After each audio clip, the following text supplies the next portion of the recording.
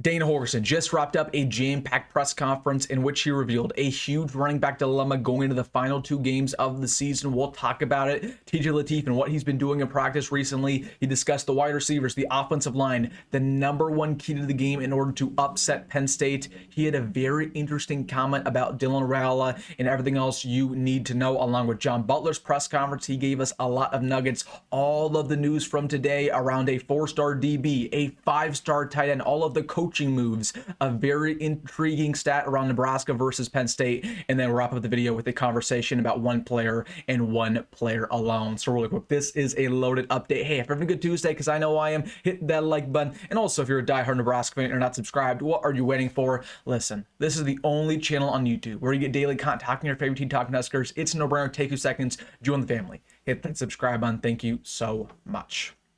But without further ado, we have a lot to talk about. I want to get things started with Dana's press conference, then we'll get to John Butler, all of the news from today. But right off the bat, Dane Holgorsen was asked about the UCLA game once again and what we've learned from it going into Penn State, going into Iowa. And he said, while we played very well versus UCLA, TJ had a great game, offensive line had a great game, Emmett had a great game. He's moved on. He's focused on the Nittany Lions. He's focused on the Hawkeyes. Well, we don't really want to reflect too much on the past. You definitely don't want to reflect on the past after a big loss. But even after a win, you're only focused on that for a couple days, and then you're focused on to the next one. So he talked a little bit about TJ Lateef. Of course, TJ had a great game. He said, and I quote, "It was our best offensive performance of the year." And it wasn't even close. Okay, not only because of our quarterback play, but because of the offensive line, because of the wide receivers, we had a complete performance. And yes, we only put up 28 points, but that's more so thanks to the defense not being able to get off the field, right? So again, it's funny how you put in a backup quarterback in a night environment on the road, and yes, we didn't play a very good defense, but we haven't played good defenses all year long. Okay, Michigan State was not a good defense, Maryland was not a good defense, and it's never looked like that, especially from a quarterback standpoint. So he said, what, it was the best offensive performance of the year. You could argue it was the best quarterback performance of the year, but we have to see it again. And TJ, he's going to be ready to go going into Penn State. So he said, again, versus UCLA, he called the game like he normally would. Again, he didn't limit the playbook to TJ. If anything, he expanded it, very similar to what we've been talking about. Again, he added the RPOs, he added the options, he added the bootlegs. We were under center a little bit more. So again, it looked like Dana Holgorsen has kind of been waiting for TJ to play, because this is a quarterback who fits his play calls a little bit better with his running ability, with his versatility as well. So, I told you guys, Dana's one of those coaches who's going to give credit where credit's due. Where, Matt Rule, he's never really gave TJ too much credit. Like he said TJ played well versus UCLA, but he keeps talking about Dylan. He keeps talking about the other variables. Dana will tell you, he says, TJ's playing well.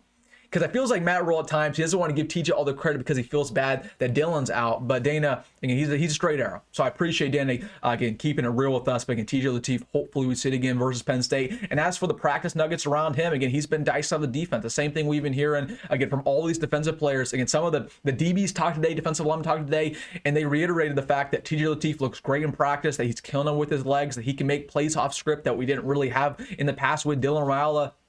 So, the standards are high. We're not going to make excuses. If TJ goes out there versus Penn State and, God forbid, lays an egg, we're not going to sit here and make excuses for him. But if he goes out there and balls out like he did versus UCLA, and we see it twice in a row, it means we got a good quarterback, and it means we need to have that conversation. But we got to see it twice. We got to see it twice. If not, we got to see it 3 times versus Iowa. He talked about, in my opinion, a huge running back conundrum. I'll call it a conundrum. It's a dilemma. It's a problem where you have one of 2 options going into Penn State, going to Iowa. You either do one of 2 things. You ride Emmett Johnson, who's one of the best running backs in America. Use him as a bell cow. You get him 25, 30 carries for the benefit of this offense, for the benefit of his Heisman race, the benefit of, the Doak Walker race. You ride Emmett Johnson, and you don't give any of these other running backs opportunities. And you could argue that's better for the offense long term. So that's the first option. Or the second option is you still give Emmett plenty of carries. Let's say he gets 15 carries, but you get Mekhi Nelson more involved. You get Isaiah Mozee more involved. And you might ask, why would we do that? The reason why we would need to do that is because, listen, those are going to be our running backs next year. Emmett's not going to be here. Okay, you can live in your delusional land and think Emmett's going to come back and get paid $500,000. Like, no, he's going to go to the NFL and get paid millions, right? Why would he come back to have a lesser role in next year, which he will, because we're going to have a better running back room? Why would he come back to get less money, a lesser role, and potentially ruin his draft stock at 23 years old? Again, older running backs just aren't valued very well in the NFL. So again, listen, Emmett's not coming back. So the conundrum is whether or not we ride Emmett these final 2 games, or we give Isaiah Mozee and Mekhi Nelson more reps simply because we need to get them more involved in order to get them developed going into next season. That's the conundrum. And Dana Holgorsen addressed that. He said, you know what, while we're definitely thinking about that, while we're concerned about the running back room next year, it's definitely a huge problem that we probably might go after transfers. He didn't say that directly, but again, we can infer. He said that, you know, we got to ride with Emmett because he gives us our best opportunity to win, and we also want to make sure that Emmett's in position for all these races. You know, again, the Heisman, the Doak Walker, and all that, which we'll talk about in the channel tomorrow. So again, I think it's a conundrum. I do think it's an issue because again, if let's say Isaiah Mozee gets one carry game these next two, and same deal, Mekhi Nelson, they're going to walk into the bowl game, which those are going to be our starting running backs in the bowl game, and it's going to be probably a big time bowl game against the SEC team. Emmett's not going to play in the bowl game more likely than not. And what do you think is going to happen without Emmett in this offense and two running backs who aren't prepared? Probably doesn't mean too much good things, right? So again, I'm okay with them riding Emmett, but I still want to see more Mekhi. I still want to see more Isaiah, so they're ready to go going into the bowl game and definitely going into next year. But that is the conundrum. As for, he had an interesting comment around Dylan Raiola, and I'm not going to lie, I didn't love this. And this is something Matt Rule does. Dana doesn't do this as much, but he continues to bring up Dylan Raiola in almost every single press conference. I saw a tweet, and it was like, it went along the lines of, why are we mentioning Dylan in every press conference? Like he's dead. You know what I mean? But Dana Holgorsen said specifically, I'll tell you the quote. He said he talked to Dylan before going to the press conference, and Dylan was super sad. He wanted to play versus Penn State. That was the game he had circled on his calendar all offseason. And, you know, and Dana was saying, oh, this is just terrible for Dylan. He's out for these next couple games, and he won't play for the rest of the season. And I just think, while that's great that he's talking about Dylan, why do we feel the need to bring him up in every press conference? Okay, Dylan's not dead. He's injured. Yes, it's awful. It is awful he's injured, right? We do not want our starting quarterback to be out for any period of time, especially the whole season. However, again, he's not dead. He's injured. This is football. Players get injured all the time. And we've had injuries in this entire team, right? The offense, defense. And we're not bringing up Malcolm Hartzog every press conference. We're not bringing up Teddy Prohaska every press conference. So, listen, why are we treating Dylan more special than he actually is, right? And Dylan's just another player. He's a great player. But I don't know. The reason why they continue to bring him up, in my opinion, is because they're kind of wary about giving TJ credit. Okay, whenever TJ plays well, or when he's having a good practice, or whenever he's doing this, that, and third, they want to make sure to give prop to Dylan so Dylan doesn't feel some sort of way. And that's kind of my inference. So again, I don't mind them talking about Dylan, right? Obviously, he's our starting quarterback for now, but again, why do they feel, why specifically Matt Rule, I don't know why they feel the need to bring him up every single time. Like, again, he's not playing these final three games. We don't need to talk about Dylan Raiola wanting to play versus Penn State. Of course he wanted to play versus Penn State. It's not a storyline. You know, at least not anymore. So it's interesting. But again, I've seen a lot of fans have been talking about that, and I kind of agree with them where, again, why are we treating Dylan like he's more than any other player? Like, we're not discussing Hartzog at a press conference. Why are we talking about him in order to, you know, lesser what TJ's doing, because TJ is balling out. And then last thing around Dana Holgorsen, he said, you know what the key to the game versus Penn State will be? And this is interesting. He said the key to the game will be how our tight ends block, because our tight ends have not blocked very well over these past couple weeks. Luke Linamar, he's had a tough month. Again, Carter Nelson's been you know, Haarberg, he's been okay. So he's had his highs, he's had his lows, and we're going up against one of the best D-lines in America. So he said, you know what, Linamar, he's got to bounce back. Carter Nelson, he has been getting better. Haarberg, he's still adjusting the position. Again, it's unfortunate to Haarberg because he's adjusting way too late in his career. Again, if we made this move going into a sophomore season, junior season, I think he'd be one of the best tight ends in America. But again, you can only learn so much in a short amount of time, right? So again, depending on how the tight ends block and open up the running game for TJ, for Emmett, that'll really determine if we beat Penn State given their defensive line, because it's going to be tough to pass the ball against one of the best secondaries in America. All right, real quick, getting to John Butler's press conference. He addressed the defensive line real quick. You see Keona Davis has been balling out over these past couple weeks, particularly throughout the bye week in practice. So, watch out for Keona Davis. He's a bona fide starter now for the Huskers. He's likely going to play as many snaps as anybody on this D-line. He was our MVP on defense versus UCLA. So I'm proud of the steps that Keona Davis has made, especially because he was arguably one of the more overrated players on this roster just a couple months ago, because everybody was comparing him to Ndamukong Suh when Terrence Knighton made that comment last season. So again, everyone's like, oh, where's Ndamukong Suh? Keona's not playing up to it. Well, that was a terrible comparison to begin with, but at least Keona's playing pretty well now, so hopefully does that again versus Penn State. Again, Williams is getting better in the running game, which we like to see. He also talked a little bit about the linebackers, said, Dylan Rogers is somebody you should have your eyes out for next season. He might start on this football team. We actually have a huge hole at linebackers. Like, we lose pretty much everybody. We lose Marcus Weldon-Trent, Deshaun Singleton, Buda Wright, a couple others in there, probably some transfers. So Dylan Rogers might be a linebacker starter for us, but he's definitely a great special teamer, and he played well versus UCLA. And then in order to beat Penn State, 3 keys. Number 1, stop the run. It sounds easier than it actually is against those 2 great running backs. Number 2, get off the field on third downs, another thing that we've struggled at. And number 3, in order to beat Penn State on defense, give up 20 points or less. If you get 20 points or less, I feel very confident Nebraska will win the game.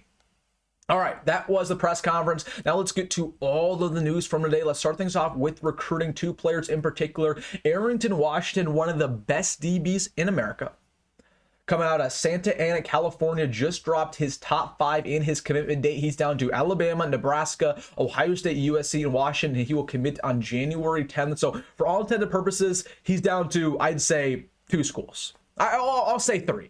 He's down to Nebraska, USC, and Alabama, but it's pretty much Nebraska versus USC. So I do like the Huskers' odds a little bit here, but I would still say USC is the favorite just because he's visited USC more than any other program. He visited Nebraska for the USC game, so we'll see if he goes on campus one more time before his commitment date. But again, pretty much Nebraska versus the Trojans to land his talents. As of right now, I would say USC, but something to monitor. I don't think he's decided yet. He's still announcing in a month and a half.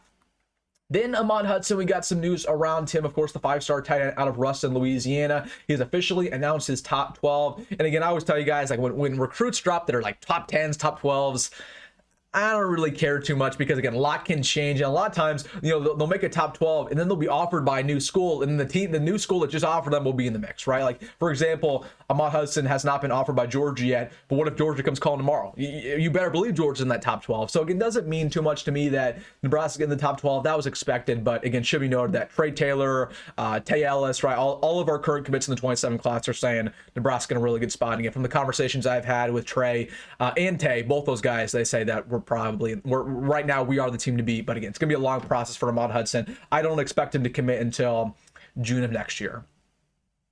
Yeah, I think June of next year he'll go on his official visits, which will be 3. He'll probably go to LSU, Nebraska, Texas A&M, might go to Alabama in there, and then he'll decide from those schools. I think it'll be Nebraska or LSU.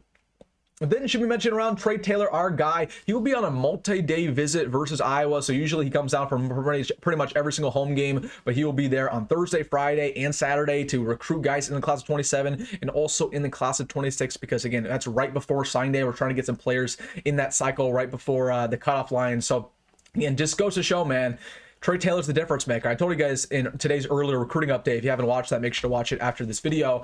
If it weren't for Trae Taylor, who's committed to Nebraska in the 27 class, our 27 class would probably be as bad as the 26. Like, we would not have Pittman, we would not have Tay Ellis, we would not have go down line, right? Trae Taylor changed everything for us by him committing, by him taking a chance on us. Okay, goes to show. So shout out to Trae Taylor, but he'll be on a multi-day visit. This is a very interesting stat. Nebraska has beaten Penn State 5 of the last 6 times that we've played. And we've actually, again, we've had a lot of success against them since we joined the Big Ten. Of course, we beat them in the COVID year, right, when we were at home and nobody was in the stands, right? Penn State obviously had a terrible season. We lost them in 2017, which, of course, that was the last year of Mike Riley.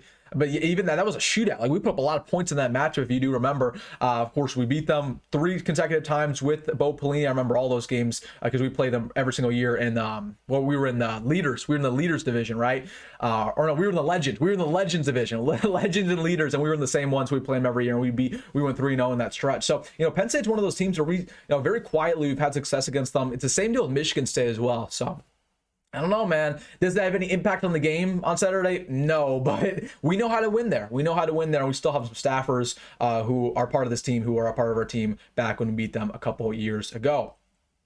Speaking of Penn State, it was announced that our old buddy, our old friend, James Franklin, has officially been hired by Virginia Tech. Now, that's not too shocking. There have been a bunch of rumors about this since he was fired from the Nittany Lions, but honestly, I love this hire for them, man. Again, this is as good of a coach as they're going to get. Virginia Tech, I believe, is a very stable program. Again, I believe they're not a blue blood program, but they're very well known. They have great culture, great history, great traditions, right, with Sandman. So again, that's going to be a team where, like, is James Franklin ever going to win a natty at Virginia Tech?